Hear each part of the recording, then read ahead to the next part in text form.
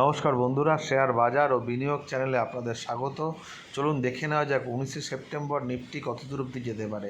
দেখুন 18 তারিখের ভিউতে বলেছিলাম আমরা যে বাজার উপরে খুললে 25,446-এ আটকাতে পারে এবং সেখানে যদি আটকায়, যদি রেড ক্যান্ডেল বানায় তাহলে নিচের দিকে সেল হবে 364 প্রথম টার্গেট, আর যদি 300 ভাঙে তাহলে নিচে 250 থেকে 214 এই লেভেলে আসতে পারে।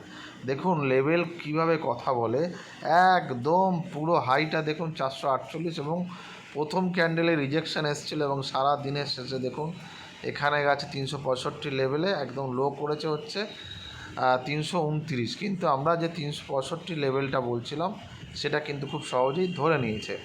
যাই হোক, এবার আমরা কালকের বাজারে কি হতে পারে দেখা যাক।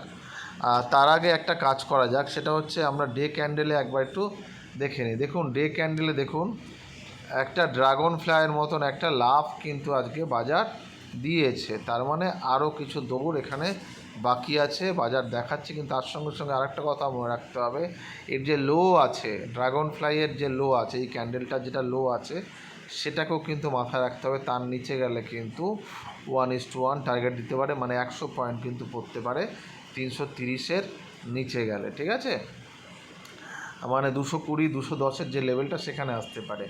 এটা মাথায় রাখবেন, সেটা আজ কালকেই হবে এমন কোনো কথা নেই, পরেও হতে পারে। এবার যেটা বলার যে কী হতে পারে, দেখুন বাজার যদি এই সব লেভেলের মধ্যে খুলে যায় আমরা কিছু করব না। বাজার যদি তারপরে যদি উপর দিকে যায় 450 পার করে যদি 5 মিনিট চলে, তাহলে প্রথম টার্গেট হবে এই লেভেলটায়, মানে 500 থেকে 515 যে লেভেলটা আছে সেখানে আসতে পারে।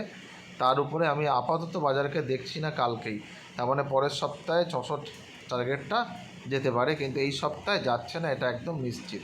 এবার যেটা বলার, নিচের দিকে কি হতে পারে, ধরুন এই লেভেলে খুলে গেল, খুলে নেওয়ার পরে যখন 300 এই লেভেল ভাঙলেই যে ট্রেড, মানে যদি উপর থেকে খুলে যদি এখানে রেড ক্যান্ডেল বানায় তাহলে সেল হবে। সেল হলে প্রথম টার্গেট আসবে 315, 300 ভাঙলে 250 থেকে 210 এই লেভেল আসতে পারে। এর নিচে বাজারকে আমি দেখছি না। দেখা যাক কালকে অনেক লেভেল পাবেন সেটা মনে হচ্ছে না। কালকে বাজার কিন্তু একটা ছোট রেঞ্জের মধ্যে আটকাতে পারে। কোথায় বাজার খুলছে সেটা দেখতে হবে।